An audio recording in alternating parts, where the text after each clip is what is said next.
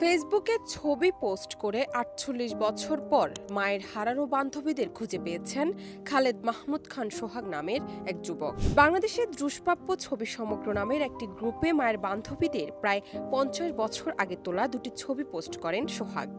পোস্টটি করেছিলেন ২০ আগস্ট ও ১ সেপ্টেম্বর।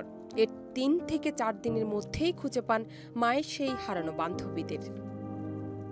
না, আমি কখনো আশা করি না, আবার মাঝে মাঝে কিছুটা আশাবাদী হইও, কিন্তু ওদের আমি খুব মিস করি, সবসময় ওদের কথা মনে করি।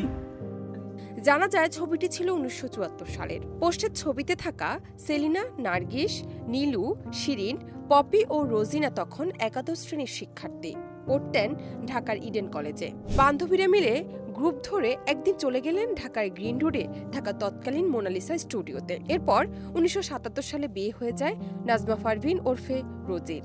সংসার জীবনে প্রবেশের পর হারিয়ে ফেলেন প্রিয় বান্ধবীদের। এভাবেই কেটে যায় ৪৮ বছর। নাজমা পারভীনের বয়স এখন ৬৯ বছর।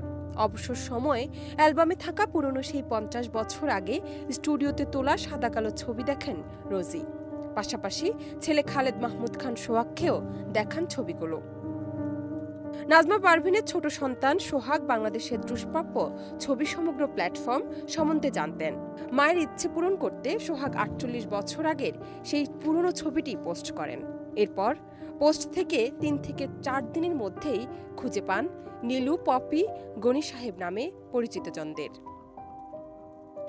ডেস্ক রিপোর্ট, দেশ রূপান্তর।